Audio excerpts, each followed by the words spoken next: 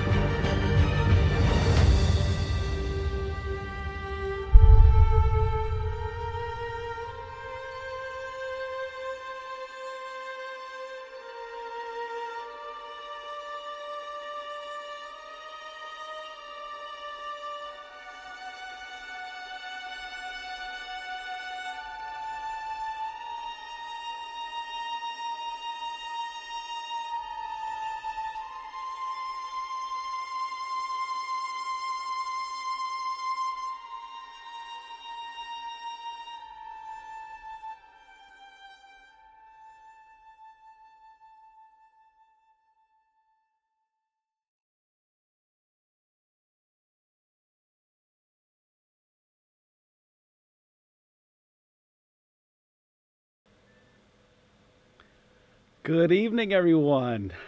Hi, Joe. Hi, Tammy. Thanks for having me on. Hey there. Thank you. Hi. How exciting was that? That was so great to watch and have it premiere tonight. This is awesome. Totally. Thank you, everyone, for watching. I'm Mike Henricks. Joe and Eric asked me to come and DP this amazing project that Tammy was our lead actor in. And it was my pleasure to do. It was so much fun to shoot and so many details that we can go into. But I guess, Joe, let me help pose some questions for you here and start the conversation as we get some of the questions coming in from our audience. What was the purpose of the film, and what did you hope to achieve with it? I just really wanted to draw people's attention to some true history, so that communities could come together.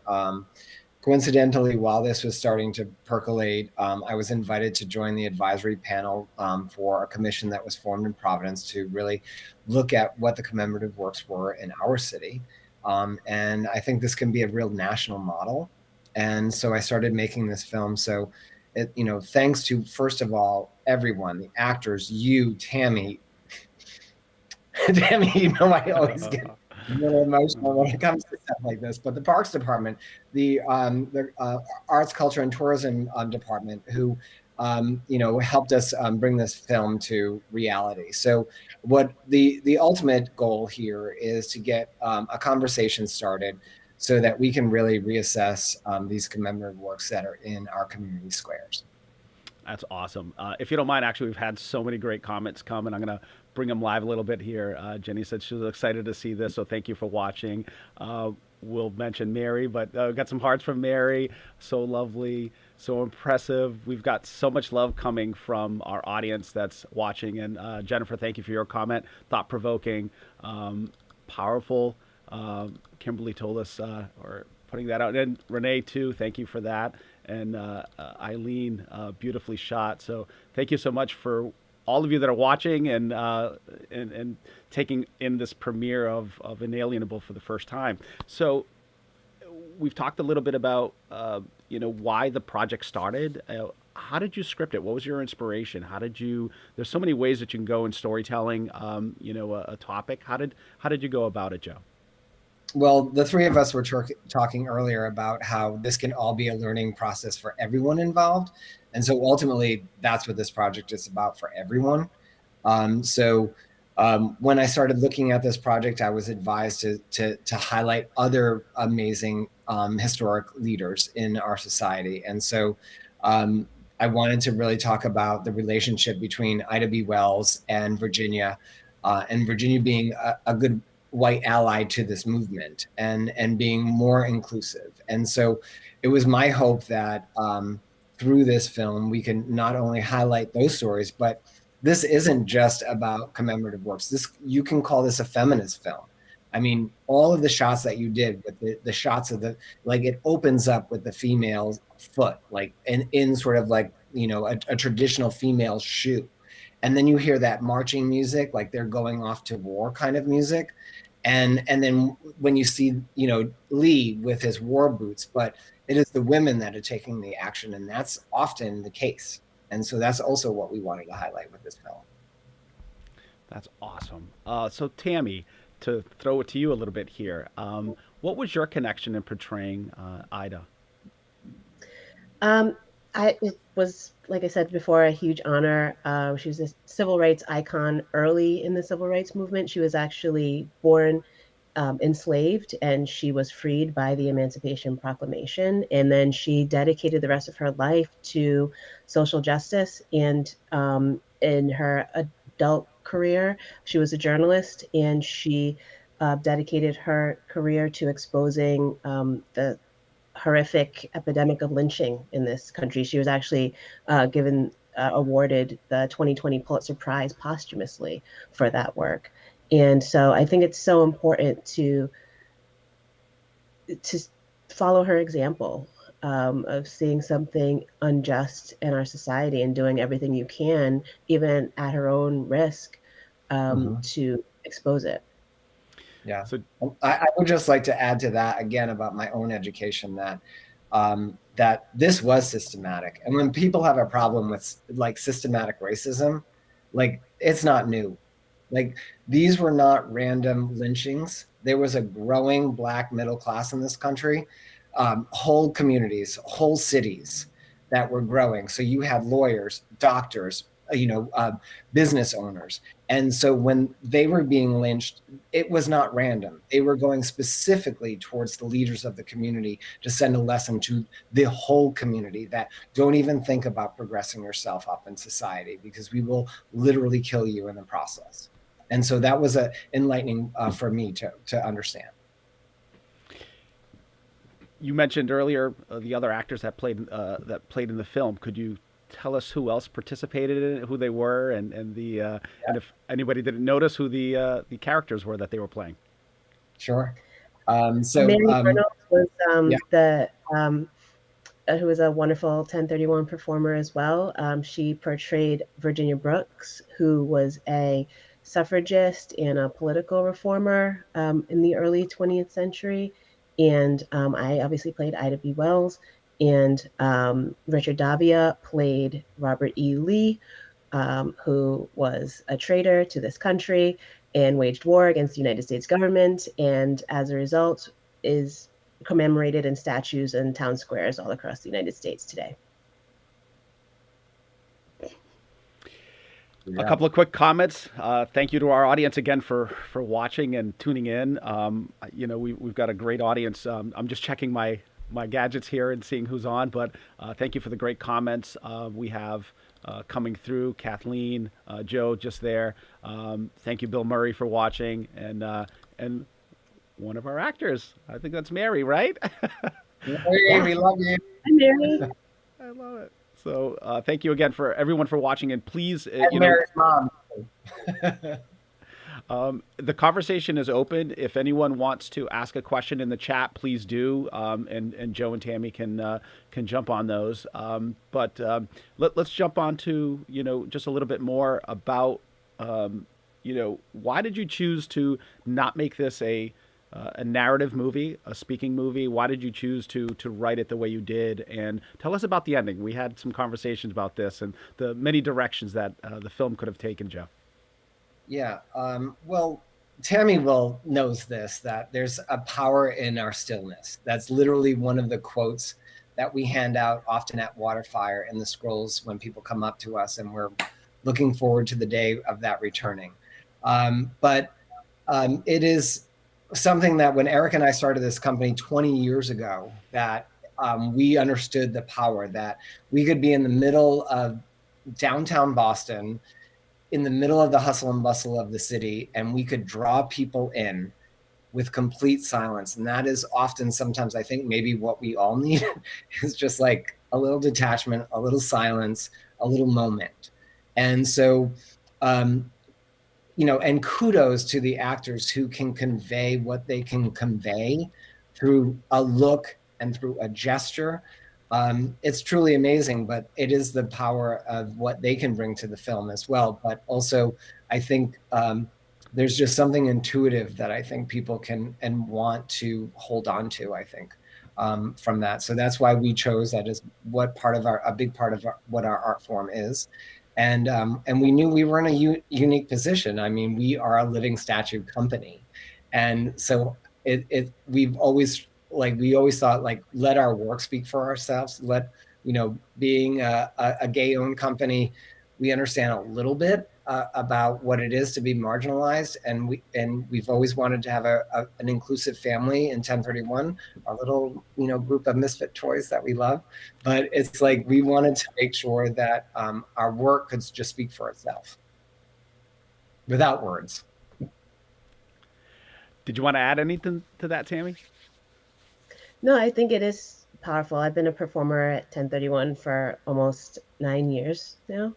And it's crazy to think of that, but it's true. And it is very powerful to just stand there and be silent. And I think as a conversation starter, it is powerful because you can make your own connections as an audience, and you can then continue the thought process yourself. So we don't have to say everything. You can sort of fill in those. And I think that makes it almost like a participatory kind of film, because you can add your own a point of view. And we had some wonderful things happen even during production. One of the reasons, and maybe Joe, you can address this, is why did you choose the location to shoot the film in? Well, Prospect Terrace is really just one of the most amazing spots in Rhode Island. So it is those are the times when we think about the goodness of our forefathers and foremothers, that they were able to think enough to preserve this vista for all of us for years to come. And so it's a very special space. So if you ever come to Rhode Island, you want to check it out. and it shows the State House and the downtown skyline, and it's a really magical space. And it honors our founder Roger Williams, who sought religious freedom, and so he, in his own right, was a freedom fighter. So first and foremost, that's a sacred sort of, honoring of that mission that he had. But I also really wanted to have this epic vista behind us. And then when we started setting up on the day of, there was this tremendous fog that rolled in. So the entire vista that I was hoping to highlight was shrouded in fog. And, the most spectacular artist there is, Mother Nature. She was there with us the entire time, another powerful woman. So I just gave it up and I said, that's fine. We'll have some nice diffused lighting on the statues. It'll be cool. But then it was like the nature really did cooperate with us. So when you see that fog being lifted, and when Ida finally takes her place in sort of the rightful center of that space, the fog lifts and there's a blue sky and there's a twinkle in Ida's eye. That was all part of nature's work. So I just thankful for that moment. Absolutely. As a DP, I mean, I had my filter kits and everything ready to go to create this ethereal filmic look, and we show up and guess what? Nature helped do it, for us, which was really amazing. And Denise, I have to bring up another comment. It was so wonderful to see, Ida B. Wells highlighted in the sun. And so another magical thing that happened was, just a sequence of shooting. We were so blessed in so many ways, and how the sun came open and the skies came open, the sun came out towards the tail end of the shooting, which gave us that beautiful bright light on Ida B. Wells. So once the film is reposted after this premiere, when you go back and watch it, you'll see how this amazing transition happens in lighting. And as production people, we would have planned it that way, but it amazingly happened with the help of nature. So it was so much fun to see that all come through. So thank you for your comment, Denise. I guess you've talked about the emotion. Let me touch on, you're a small business owner, right? You and Eric work so hard to, put together an amazing team. How does it make you feel to see your vision come forth and come alive in your concepts and, with your amazing team and talent of actors?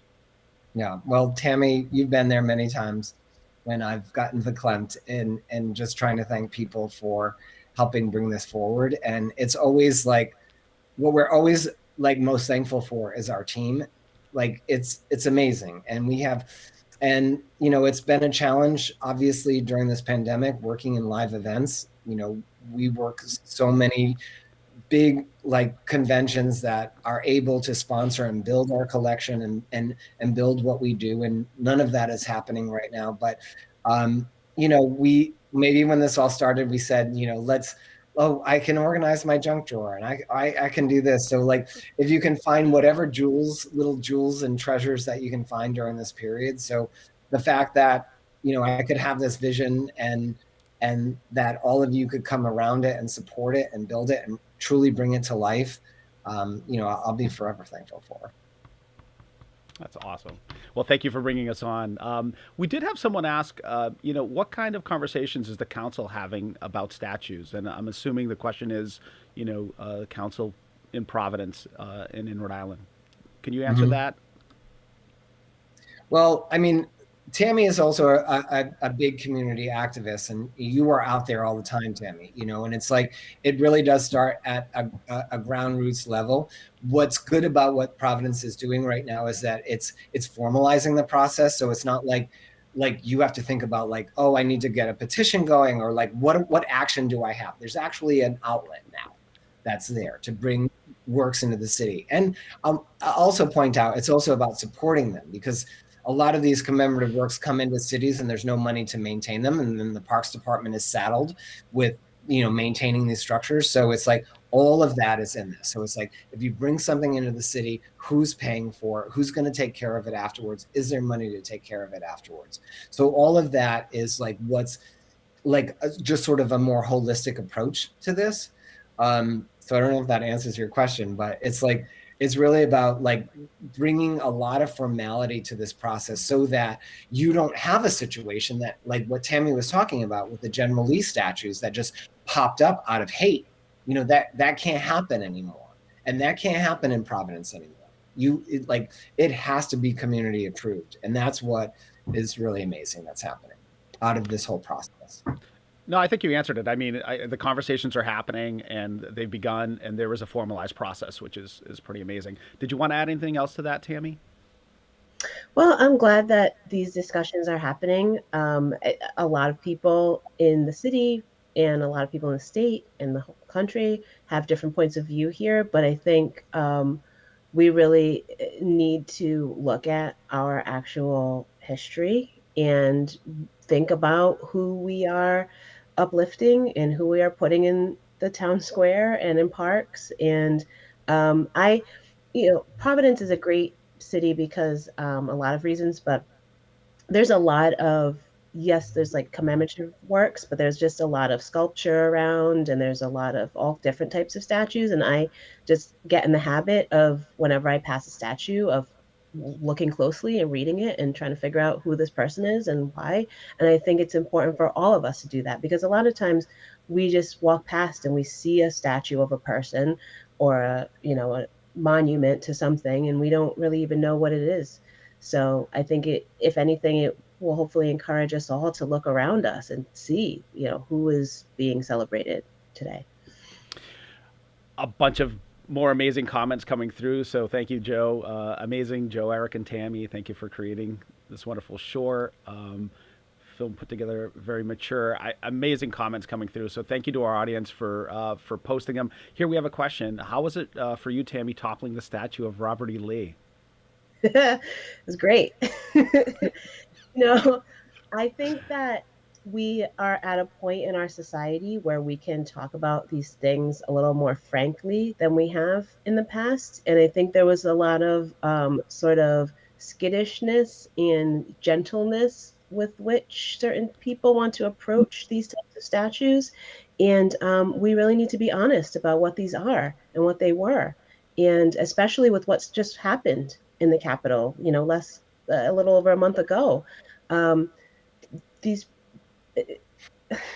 the people who fought in the Confederacy and led it were waging war against this country. And I don't know why anybody would think it would be appropriate to then put statues of them in a town square or in a position of prominence in our country at all, especially in the light of the fact that they were fighting to preserve the institution of slavery, our greatest sin as a country, and they're trying to preserve it. So we need to stop honoring that, period. We need to stop honoring that.